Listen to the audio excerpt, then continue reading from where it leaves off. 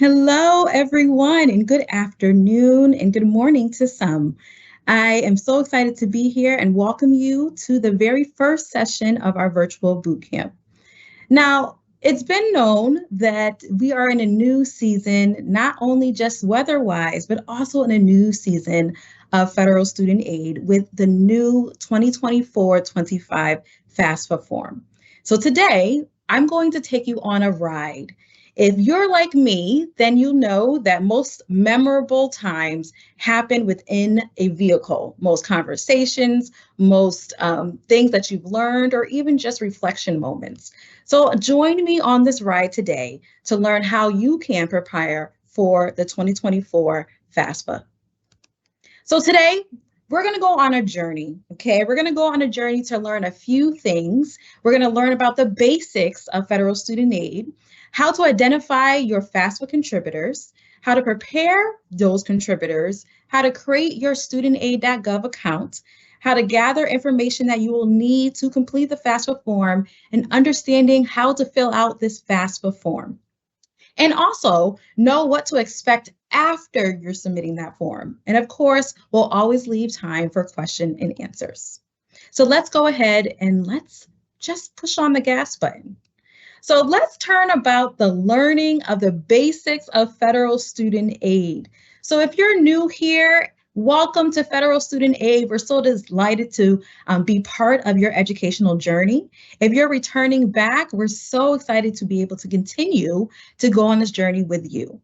Now, for those who may not know, the Federal Student Aid Office, who is also the administrators of the FAFSA form, provide over $100 billion in financial aid to students every single year. And that is in funding in grants, work-study funds, and also student loans. Not only just for college, and which is in private or public four-year institutions, but also career schools and trade schools as well. So you are on the right place. Now, to talk a little bit more about that, the FAFSA isn't just about providing financial aid from just the federal aid section or federal student aid, but it also is a way for you to have access to grants and scholarships from your college, career school, or your trade school. It also can be an avenue for scholarships from outside organizations as well, who may require for you to complete the FAFSA form. So it's a big deal that you're here today to learn about how to complete this form and all that you need for this new application.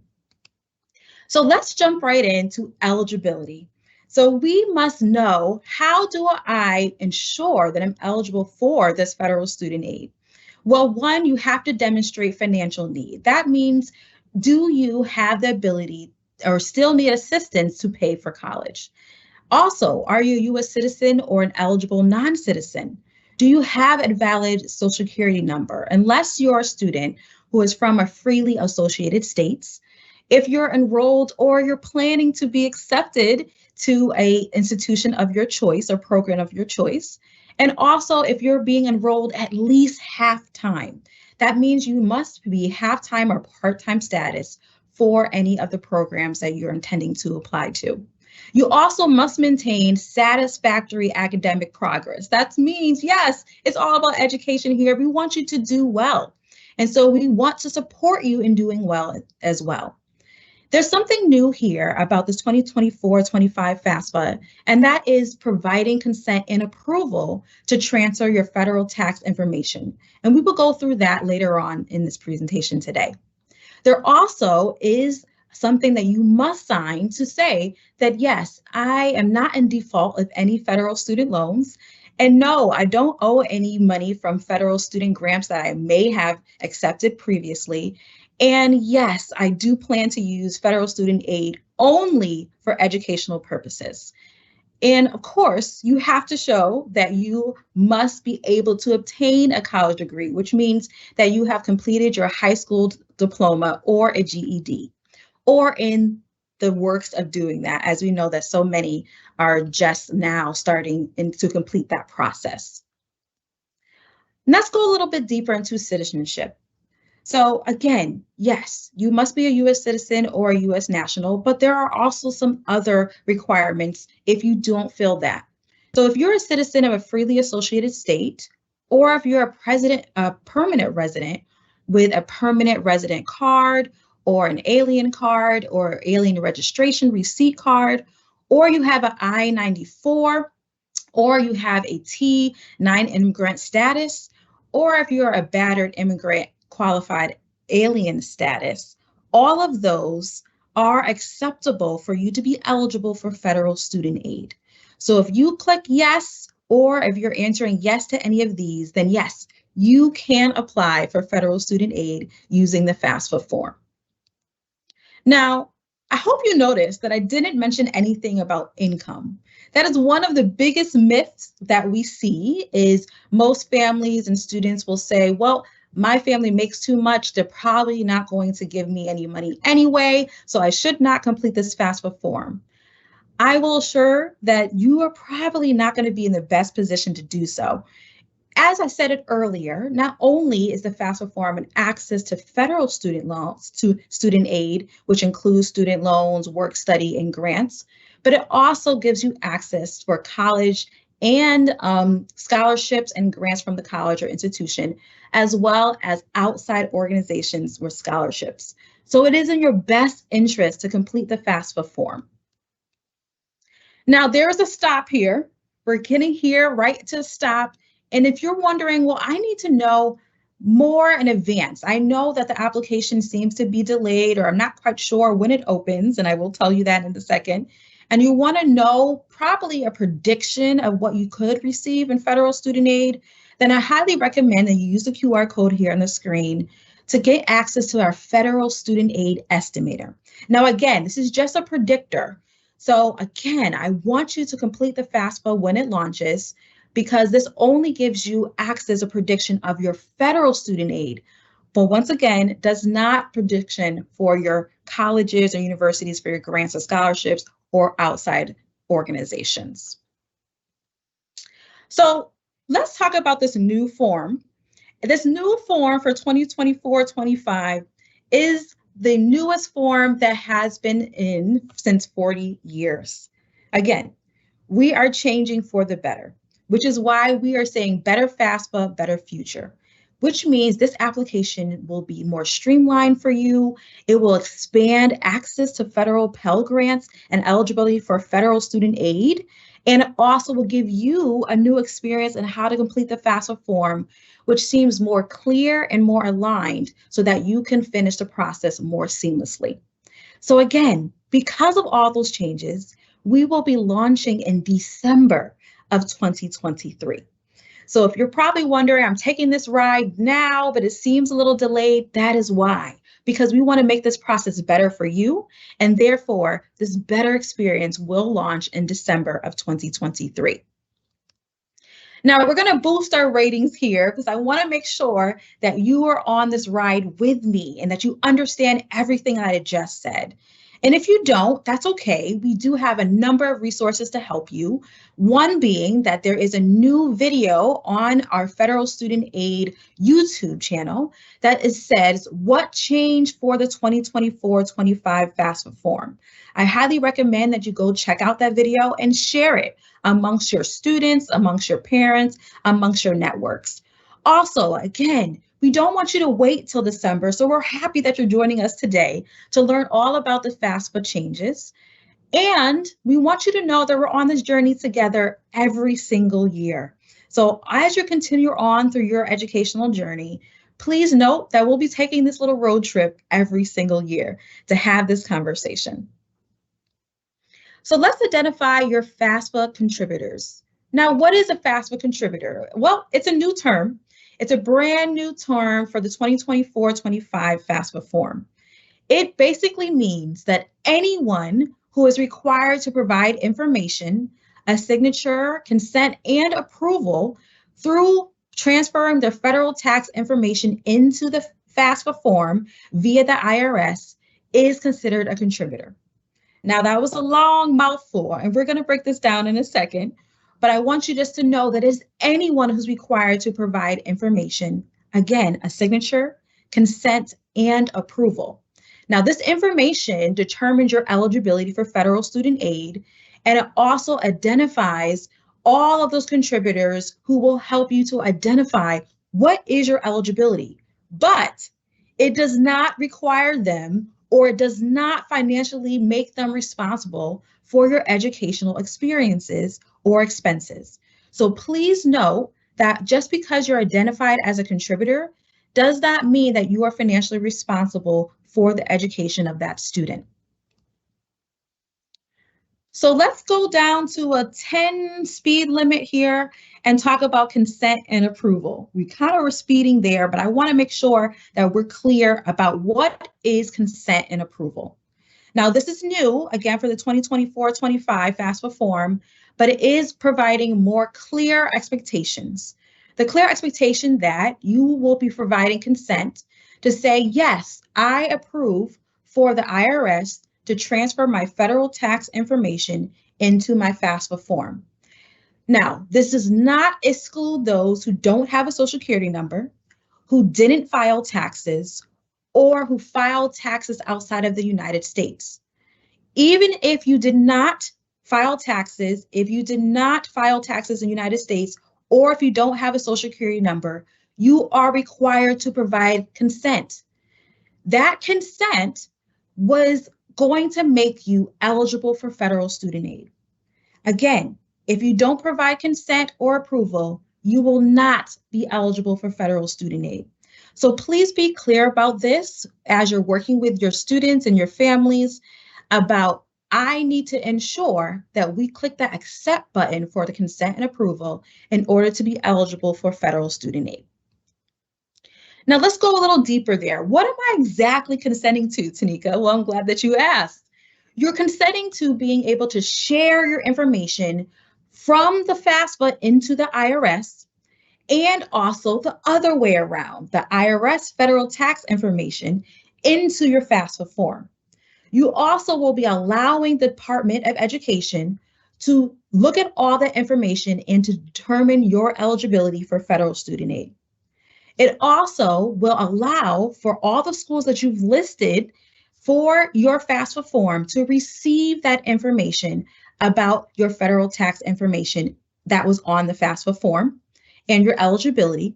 And it also will allow for you to be able to transfer information for additional FAFSA forms. So if you're a parent and you have multiple children going to school, instead of you having to write or do it all over again, they will be able to have those roll over to all the other forms as well.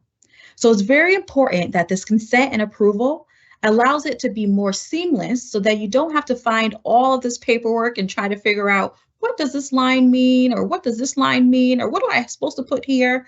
That IRS transfer will make this process a lot simpler. Now, it does not mean that you can't provide manual information, but again, consent and approval for your federal tax information into your FAFSA form from the IRS is what makes you eligible for federal student aid, even if you're providing manual information. Now, who is contributor? Now, I want to know who my passengers are. Now, the passengers are you, the student. You, the student, also is included as a contributor. A biological or adoptive parent, they can come into the car as well. Your spouse or even your parent's spouse will be able to get into the vehicle for this FAFSA ride. Now, who is not a contributor? Now, it doesn't mean that they can't support and wave hi and all those things while you drive off, but it just means that they're not required to complete that FAFSA form. So non-adoptive grandparents, foster parents, your fiance, your other biological parent when they are not married or that they don't live with the parent that you're contributing on the FAFSA form. And we'll go into a little deeper about that last bullet in a second here. So again, if you are the student, if you are a biological or adoptive parent, if you are a spouse of a student, or if you are the spouse of a parent, you may be asked to provide information for the FAFSA as a contributor. So if you are still a little confused about that and you want a little bit more detail, here's another resource for you. We're at a full stop here where you can look at the video on our federal student aid on who is a contributor for the 2024-25 FAFSA form. So if you need more time and really considering who is exactly a contributor, I encourage you to watch that video.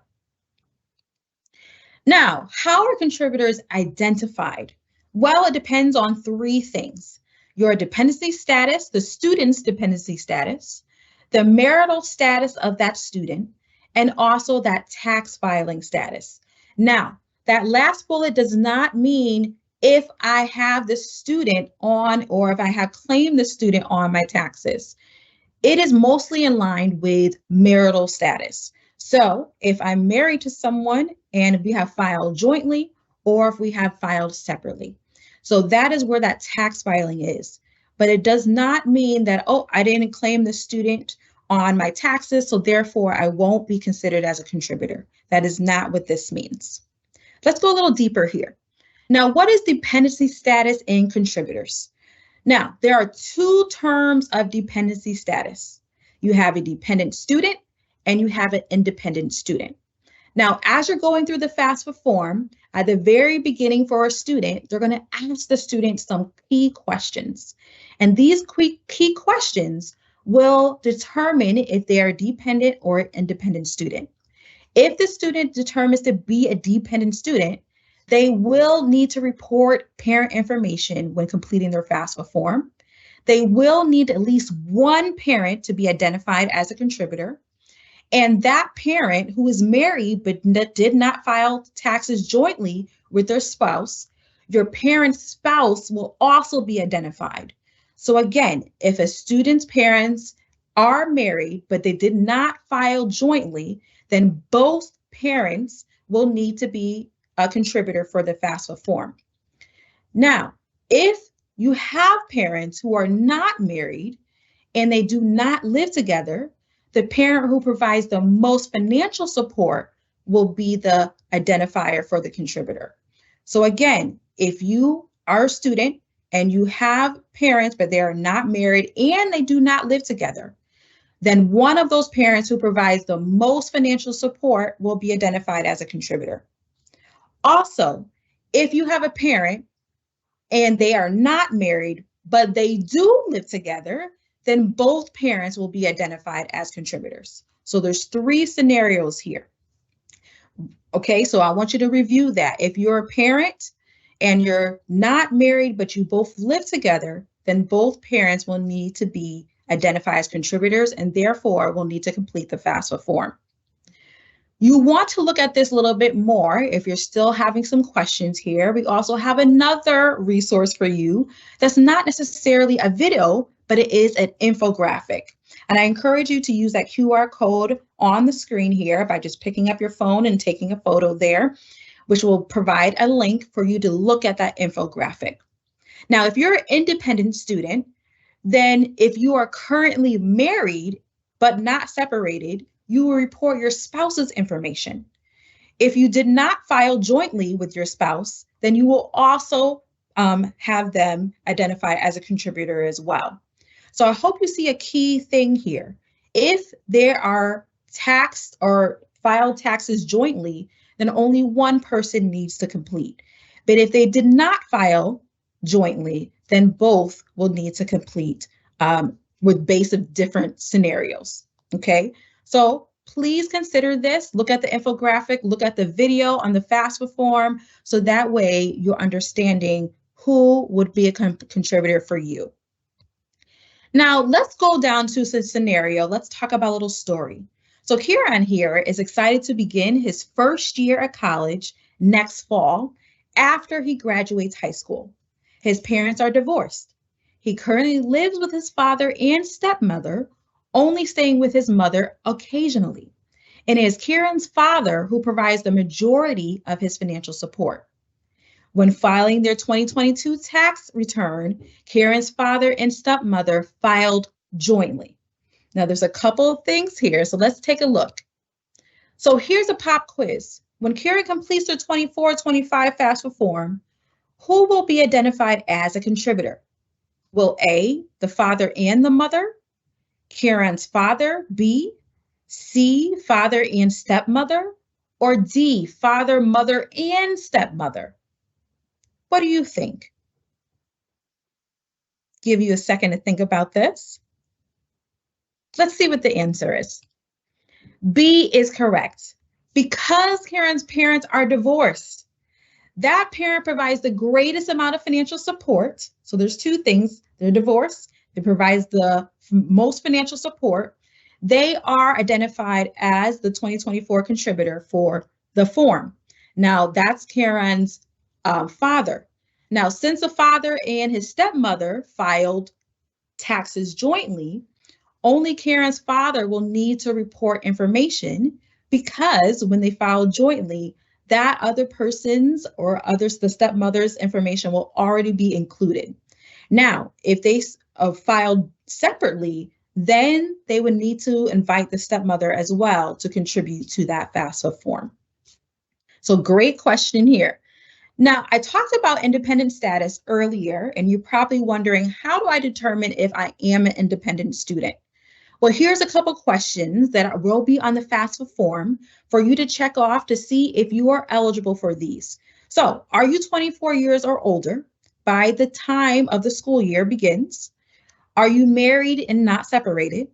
Are you a graduate or professional student, meaning you're working towards a master's or a doctorate degree?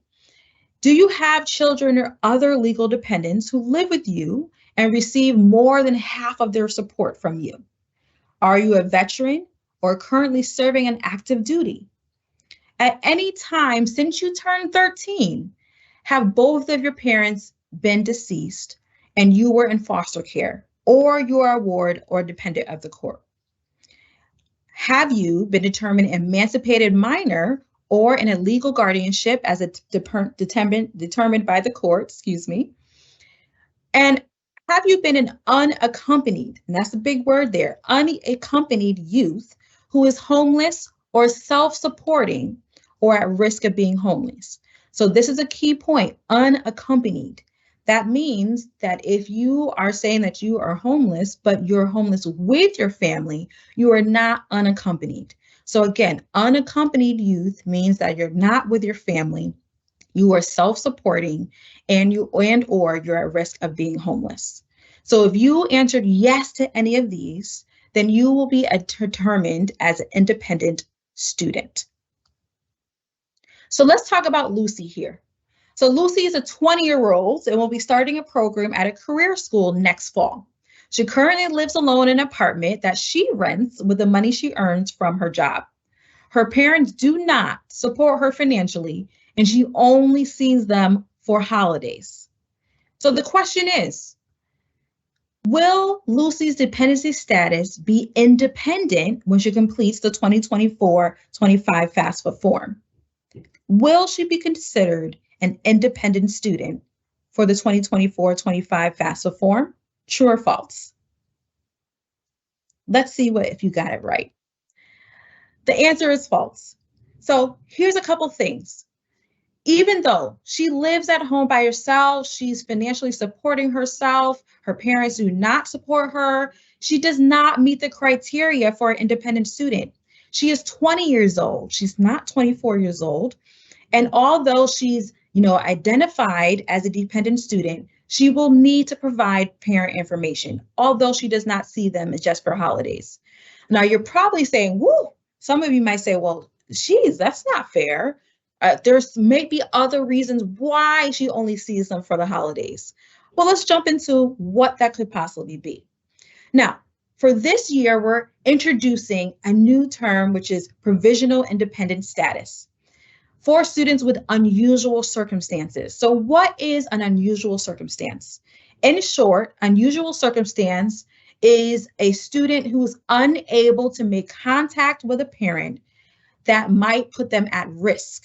Okay, so if they are at risk or posed in risk by making contact with a parent, then they could receive provisional independent status. Let's talk about some of those scenarios that could put this student in this scenario. So one, it could be human trafficking. It could be that they were legally granted a refugee or asylum status. They could have parental abandonment or estrangement, or it could be a student or parental incarceration. So if you have a student or your student yourself, are experiencing any of these four things, which can pose a risk for you to make contact with your parent, you could receive provisional independent status. Now, what does not count as unusual circumstance? A parent that refuses to contribute to your educational expenses, or a parent who will not fill out the FAFSA form, or a parent who does not claim you on taxes. All of those scenarios do not count as you wanting or being considered as unusual circumstance. So please, parents, there is a myth that, hey, if I don't fill out this FAFSA form, my student will be eligible for more federal student aid. And that is not accurate. You are still required to provide financial support. And again, I want to remind you, just because you fill out the FAFSA form, it does not entitle you or have you have a responsibility to provide educational support. So if you are determined to have provisional independent status, again, the word is provisional, meaning that there needs to be proof provided to support that unusual circumstance. So there are some acceptable documentation that you could include that will go to your financial aid office at your institution. So don't send it to us, don't send it to federal student aid, send it to your financial aid office at your institution.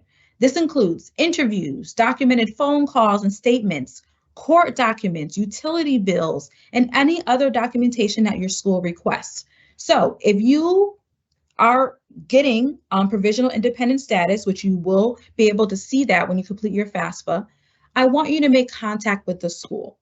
Please don't wait for the school to contact you. You want to contact the school to say, I received provisional independent status, and I want to know what's acceptable documentation that you would like to receive from me to prove that you have provisional independent status. After you submit that documentation, the school will then consider a final determination. So the school has final decision to say whether you are indeed an independent student for that year. So please make sure that you contact your financial aid office at that institution that you intend to attend to provide that information. Now let's meet Alan. Alan will be starting his second year at a community college next fall, and he was raised by a single parent, and he has no contact with his other parent. His single parent completed the required sections of the 23-24 FAFSA form for his previous year of community college. But in the time between when Alan completed his 2023-24 FAFSA form, his parent has been incarcerated. So, is it true or false that because of Alan's situation, does he qualify as unusual circumstance? And will he be granted a dependency status of provisional independence? What do you think? This was on the slide, so I hope that you're remembering. Let's see if you got it right. This is true, yes. So parental incarceration is an example that will qualify Alan for that provisional independent status.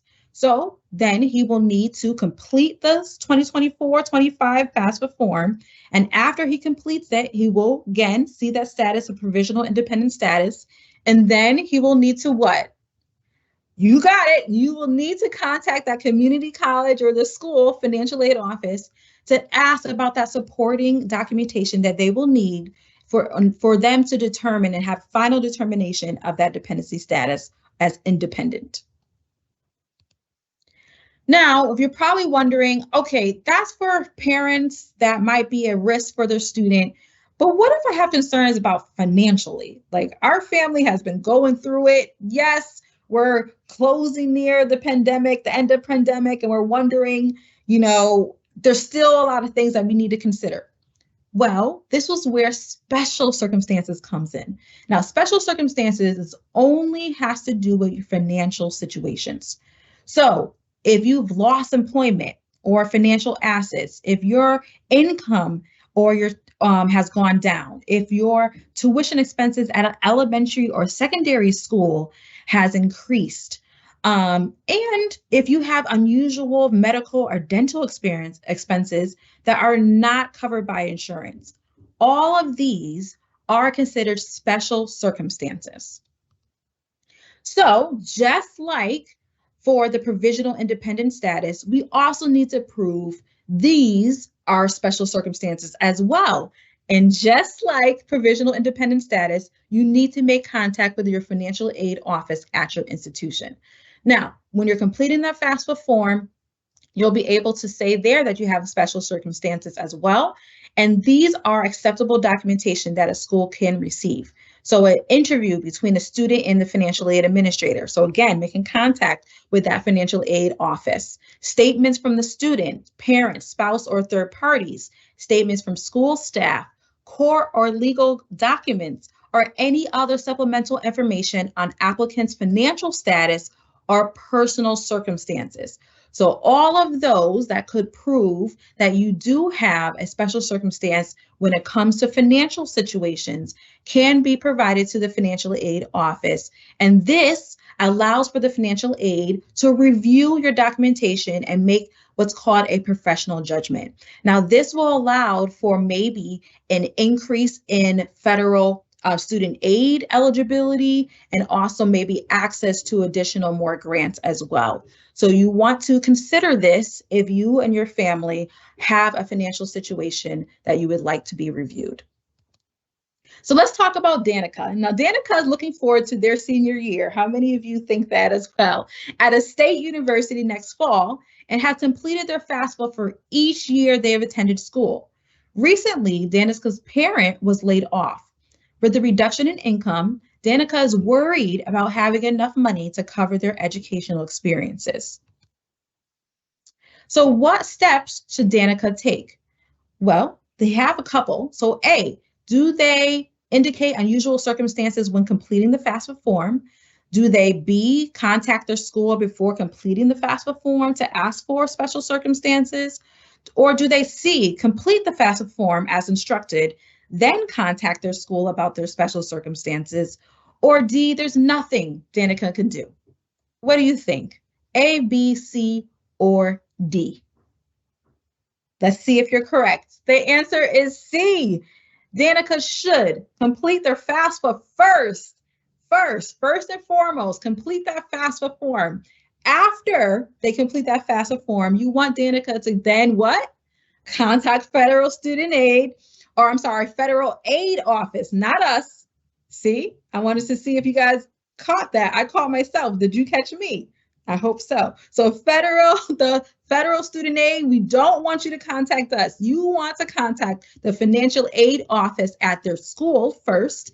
And then Danica will need to provide supporting documentation, such as a layoff letter, and the financial aid administrator will then provide a professional judgment determination to see if there's more eligibility to be granted to Danica.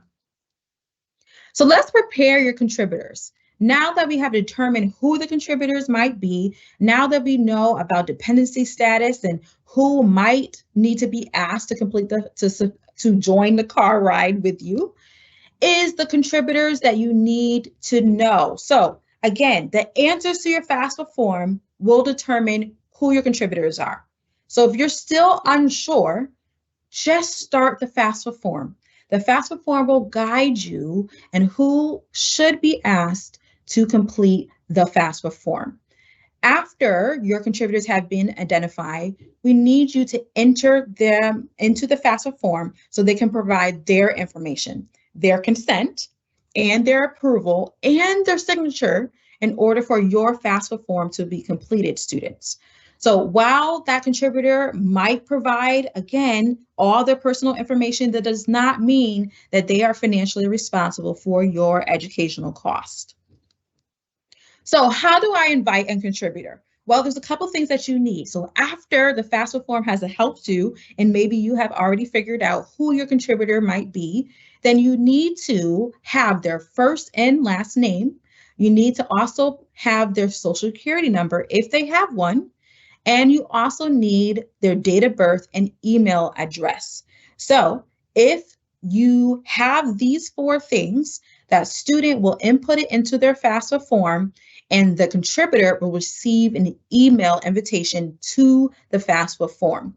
So again, student, please be prepared for this information to input into your application when you get to the section for inviting contributors, if you are determined to be one that needs to invite a contributor. Again, the FAFSA form will guide you through that process. Now, contributors, after you've been invited to the FAFSA form, you're going to receive an email, and that link in the email will allow you to enter that form. So all the parents spouses, everyone who is a contributor to the form will need to log in using their studentaid.gov account in their FSA ID. Now, the FSA ID is simply a username and password. Now, if you're a parent who has a returning student or multiple students attending an institution or different programs, you only need to create one account. So you can use that one account for all of your students, and you don't have to do duplicates, okay? So just one account for the contributor who's required to complete this FAFSA form. So after you completed your studentaid.gov account, you're going to go ahead and log in, and you're going to start your FAFSA form. Now, what if I don't have a social security number and I am identified as a contributor? What do I do? Well, starting in December, contributors who do not have a social security number will still be able to create an account. So that's starting in December. So that tells me if you do have a social security number and you're a parent or a contributor, again, that's you, student as well, then you should go ahead and create an FSA ID account now. You can absolutely do that in preparation for December. But those who don't have a social security number, again, contributors only, that's exclusive of students. All students must have a social security number or be a member of the freely associated states or have any of those other bases, refugee status, non-immigrant status, any of those statuses that will allow for them to create an account. But if they don't, if they're not any of those, then unfortunately they won't be eligible for federal student aid and won't be able to complete the FAFSA form. But if you have a parent or a parent spouse who does not have a social security number, then they will be able to create an account starting in December. After they've logged in, they will provide all the required information, consent and approval, and signature to complete all the required sections. So how do I go about creating a studentaid.gov account? So again, please remember, not launching until when? December, that's right, December. Get it right, December. People are going to ask, what's the date? We don't know yet, but this is why we want you to follow us on social media, follow us in our partner emails so that you can get the exact date when it does launch. But in the meantime, you need to create an account if you don't have a social security number, and you need to start to identify who could my contributors be, so that way when December comes, I'll have everything in place. So there are a couple of requirements that you need to have, and we've already went through all of these. So you want to make sure that all contributors need to have an account. Okay, so please, please, please, please do your due diligence and use the QR code here to go straight to that web page to create your account. So are there other information that you might need to collect? And the answer might be yes. So yes, although you're providing consent and approval to have your federal tax information transferred from the IRS into the FAFSA form, there might be some information that still needs to be manually inputted. Again, that includes some tax returns, some records of child support received, current balances of cash savings and checking accounts, and net worth and investments, businesses, and farms. So if you are starting through this process, yes, you're going to provide consent and approval to have it transferred over, but you should be prepared to be asked for additional information if that information is not transferred in, or if it's not information that is required, but needs to be imported manually. So please make sure that you prepare to provide that. So again, we want to make sure that you are remembering all the important documents, that your contributors' information is on hand. So you have all of that manual information that you may need to put in. You know that you have to provide consent and approval in order for your federal tax information to be transferred into your FAFSA form from the IRS. And you, student, also, and parent, will also need your name, date of birth, social security number, if you have one, and an email address. So yes, that email address will allow for you to have that invitation sent for you to input into the FAFSA form. It also allows for you, if you so happen to forget your password, to be able to get into your account using your email address. So let's understand how to fill out the FAFSA form. So we're nearing the end here. So get ready for some question and answers. Put those into the question and answer box if you already have some. So completing your FAFSA form, again, you're going to visit FAFSA.gov. That's the only site that you need to go to, FAFSA.gov, not .com, not .net, not .inc, not anything else but gov. Okay, it's a government site. So FAFSA.gov is the only place you want to go. When you get there, you're going to select a button that says start a new form. Again, this is only in December, so don't be trying to go there now. You're not going to get very far, okay? I want to make sure that you understand this is for the 2024-25 FAFSA. So if you go into the application now, you might see 23-24. You don't want to fill that out for the fall semester or the spring upcoming semester. You want to wait for the 2024-25 FAFSA that opens in December. Once you select that button to start a new form, you're going to log in using your student aid account from your FSA ID, that username and password. You're going to provide all their information and answer all the questions from the form. You're going to invite your contributors if you need to. Again, if you're a dependent student, you're going to need at least one parent or even a spouse to complete it. And you're going to answer those questions. You're going to be able to have your contributors also answer those questions during that time.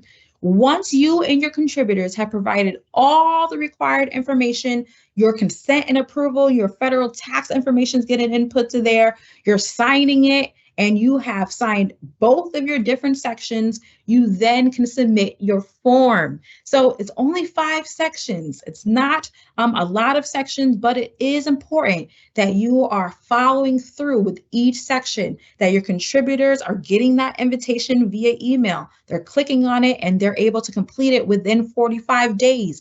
If they miss that 45 days, then that means the student will have to re-invite them. So make sure parents, contributors, parents, spouses, student spouses, that you take in that 45 days and get it done as soon as you can. So know what to expect after submitting the form. So you've done all the 5 sections, you got your contributors, if need be, you have student, all of your information in, you've signed it, you consented, you approved, and now you have submitted. And now what? Well, we're talking about the FAFSA form processing. So the process is that the U.S. Department of Education of Federal Student Aid provides all this information to all the schools that you have selected.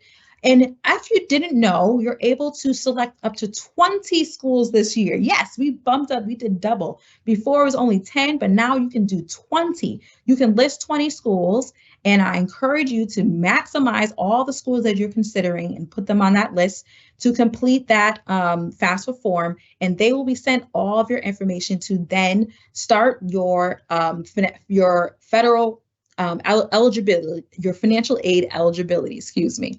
So your financial aid eligibility for you so that you can receive a financial aid package. So that FAFSA form confirmation email. So it's going to say, do you have any critical actions here? Did you miss anything? Is there some missing information or missing signatures? Maybe student, you completed your section, but your contributor hasn't yet. So just because student, you have completed your section, you have required a contributor, that contributor must complete their section in order for you to be eligible and receive a financial aid package. So please, you will be able to see your contributor status. You'll be able to see if they've opened it, if they completed their section or not. So student, please be diligent in making sure that you're following up with your contributor, making sure that they understand how to complete this. And contributors, you also can make sure that your student is completing their necessary section as well. So all of that is included in your estimated eligibility. Without all of those things, you can't get an SAI, which is a student aid index number. And this allows for your financial aid at your institutions to determine your financial aid offer to you to attend their institution. So please make sure that both parties are consenting, approving, signing, and submitting. And then I want to introduce you the new FAFSA submission summary. Yes, we love it. We love it here. And we know you're going to love it too, because it provides you access to logging into your account and seeing everything in a dashboard format. There are 4 tabs here. You'll be able to see your eligibility overall. So you'll be able to see, okay, here's my student aid index. Here's how, if I'm eligible for Pell Grant, here's how much federal student aid that I can receive in work study. Here's how much I can receive in federal student loans. All of those things will be laid out for you. You'll also be able to see another tab which lays out all the FAFSA form answers. So everything that you put into your FAFSA form. So if there's any edits that need to be made, you can make them there. Also, any school information. So all the schools that you've listed, you should be able to see them there. You'll also have a drop-down arrow,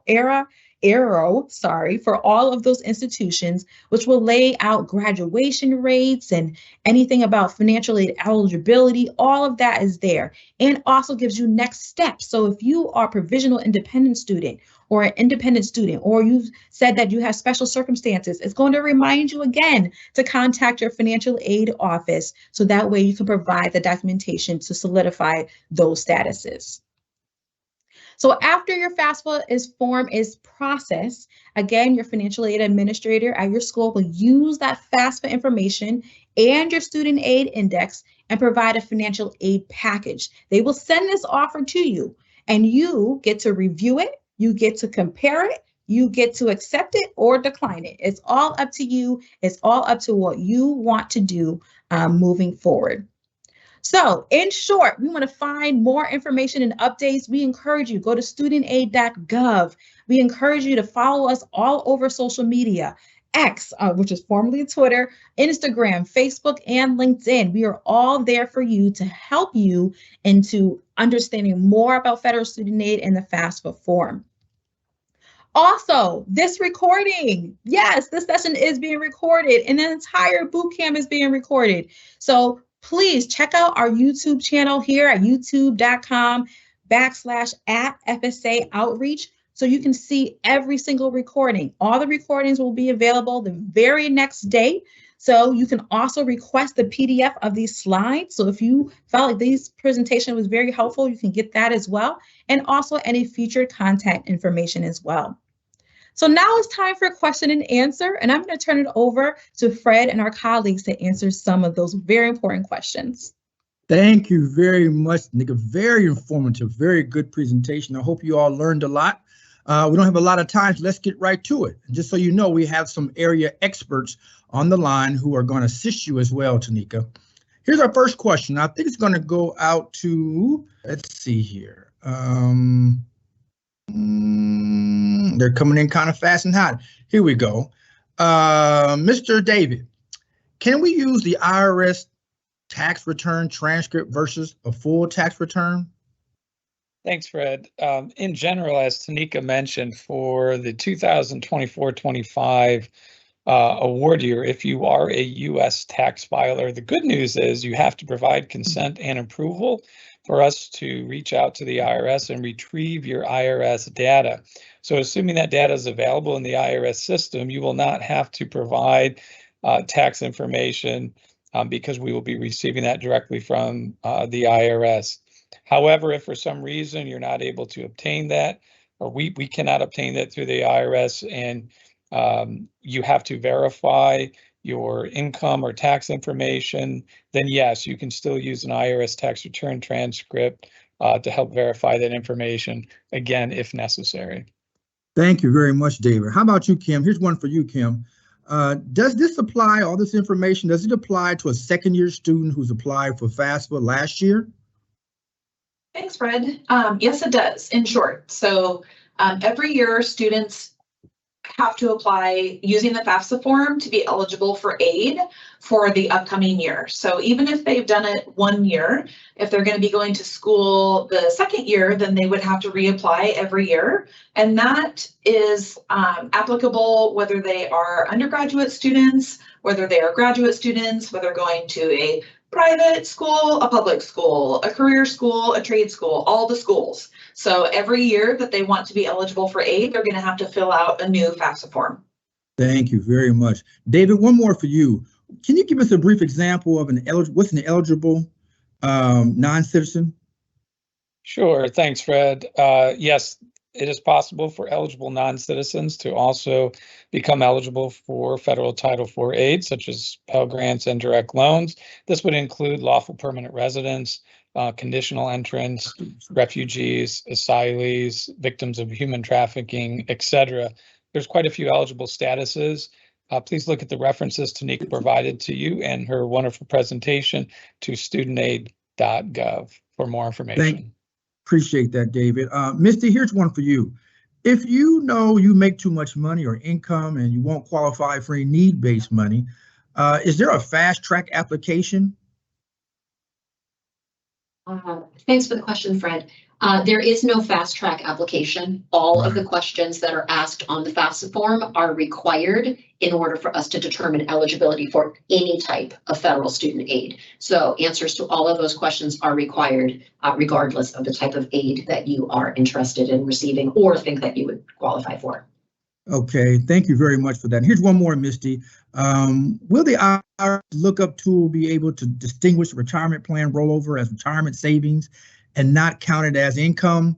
This was an issue with them in previous times, and they had questions around the IRS lookup tool.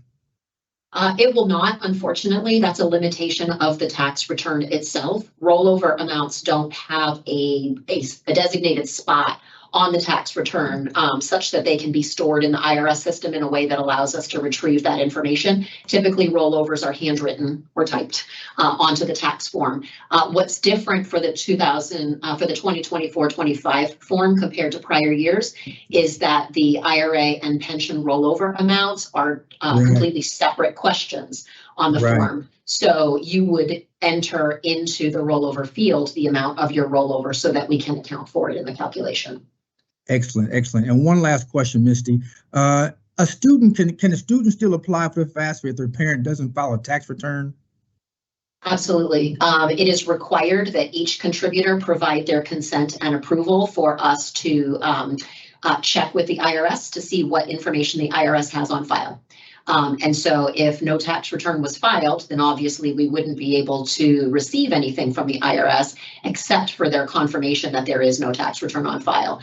And if that's the case, then we would be asking other questions to determine if perhaps you filed a tax return but didn't submit it, filed it and it hasn't been processed, filed a foreign return, or didn't file a tax return at all. So we'll present the appropriate questions in order to collect the information we need, but you must still provide your consent and approval in order to be eligible for federal student aid. Thank you very much. We've got about 3 more minutes left, so we'll get a few more questions in. David, how about this? How about you? This person says, he gives a scenario. In a divorced family where parents shared custody, can the child file or complete a FAFSA for either parent using either income? Thanks, Fred. As Tanika mentioned, for 24-25, in a divorce situation with a dependent student, the student is going to list the parent of record on the FAFSA form will be the parent who provides the most financial support. So that is a little different from the current year and prior years, where we would look at which parent the student lived with the most over the last 12 months, often referred to as the custodial parent. Going forward in 24-25, we are looking for the parent who provides the most financial support. So they can't just pick either parent. They're going to list the parent that provides the most financial support. Okay, thank you very much. Heather, here's one for you. Can the schools that you list on the FAFSA form see what other schools were listed? Thanks, Fred. And the answer to that is no. Schools do not see what other schools you list on your FAFSA form. So just the school sees your income and tax information, but not the other schools that you listed. Okay, thank you for that information. Here's one more, Heather, for you. If I complete the FAFSA form this December, and once I file the taxes for the 23 tax year, will FAFSA be automatically updated to reflect any W-2 changes? Thanks again, Fred. The 2024-25 FAFSA form uses income information from the 2022 calendar year, so it will not be updated with 2023 information after you file those taxes. If you filed a FAFSA form for the 25-26 academic year, that's when the 2023 income would be used for that academic year. However, if you have a significant change in your financial circumstances that are not reflected on your 2022 tax return, such as changing or losing a job, you can contact the financial aid office at your school or college and request a special circumstance adjustment. Okay, we got about 1 minute left. Thank you very much. I wanted to kind of get a variety of the topics or the questions that are coming in. Here's one for you, Misty, the last one. So my mom's husband, my stepdad, is a contributor and needs to give income information. Is that true? That depends. It depends on whether the parent and step-parent filed a joint tax return with each other or if they filed separately. If they filed a joint tax return from each other, then either one of them can be the one to serve as the contributor. If they filed separately from each other, then they are both individual contributors and would separately need to provide their own consent and approval and signature. Okay, thank you very much. And that pretty much wraps up our questions and answers. I want to thank you all for joining today. Again, hope you had an opportunity to provide your feedback with the QR code you see on the screen. And I want to also encourage everyone to join our next webinar, which will be featured this afternoon, today, October 25th at 3:00 p.m. Eastern Time. And the title for that session will be called Preparing for the 24-25 Prototype Preview. So you don't want to miss that. We have a dynamic presenter for that session as well. So make sure you tune in. And again, look for the information announcement that will be coming to all registrants about information about how to get the recording as well as a PDF PowerPoint version. So that wraps up today's session. I want to thank again everybody for joining, our subject matter experts answering our Q&A questions, as well as all the attendees. And with that said, have a great afternoon.